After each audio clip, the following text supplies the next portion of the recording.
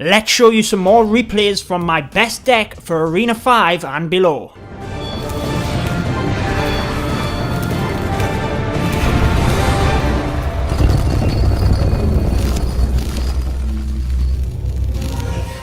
What is going on, guys? Judo Sloth here, and last episode we brought you what I have personally found to be the best deck for Arena 5 and below in Clash Royale.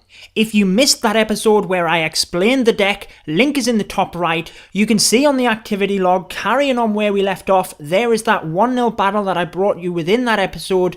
I'm now going to share with you my next 2 attacks using this deck, so you can really get a grasp on how I like to use it and the strategy involved. So just as the gameplay starts in the background, a few things that I forgot to mention in that video where we explained the deck. Firstly, it has a low average elixir cost at just 3.4.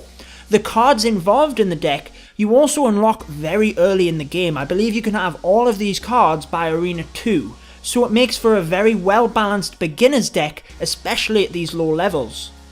Now the gameplay in the background shows exactly how I like to start out with this deck. We have the baby dragon and minions combo going on the right hand side, getting some nice damage on that tower, and then we were able to flank the prince down the left hand side tower in order to get a little bit of damage on that. Then moving on to defense, nice and cheaply we have the spear goblins to distract them barbarians, and the bomber comes in to take them all out with his splash damage.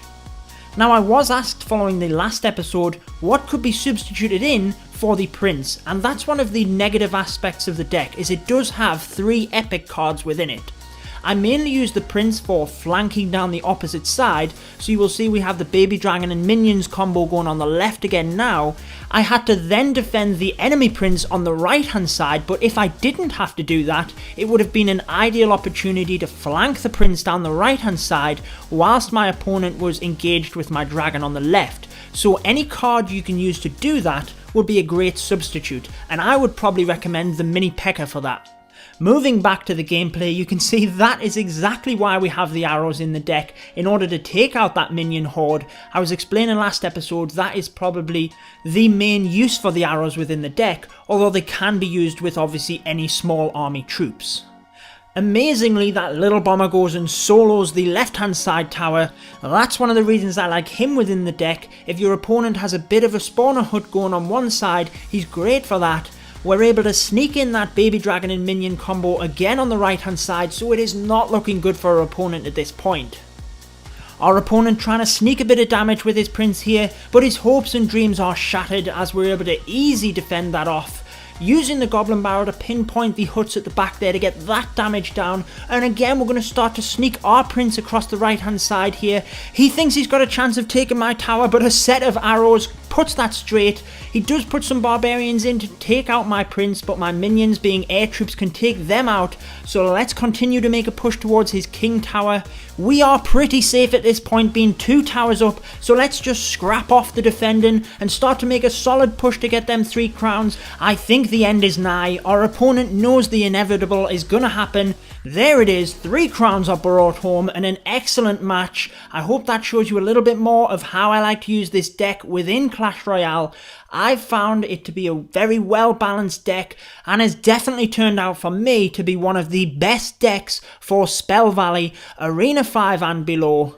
It is just such an easy deck to take to, and you get all of them cards, like I say, very early on in the game. Let's jump into one more replay before we wrap this up, just so you can see a little bit more of the deck and how we like to use it. I will bring you more deck strategies and ones for a little bit higher up as well, because like I say, I did have to swap this one out, but let's get into this replay. Now beginning this battle, we do have the knight again, which is the card that I like to play first if I have it available.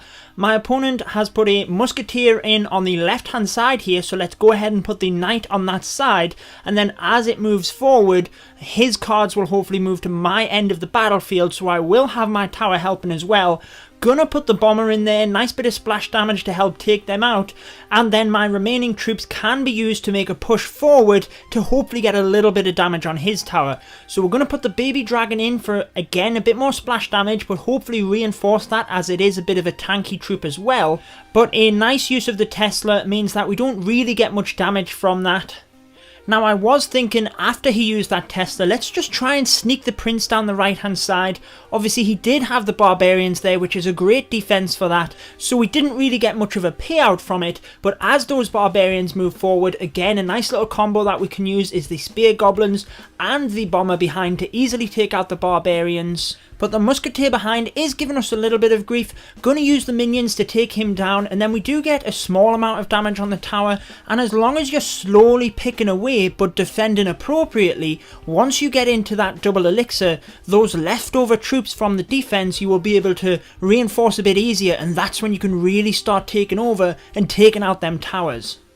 That's one thing that I really like about this deck. You have enough small army troops in order to do that on defense, and then even on the screen now you can see that we also have some stronger troops within the deck that can act as them hard hitters or tank for your smaller troops as they're coming forward.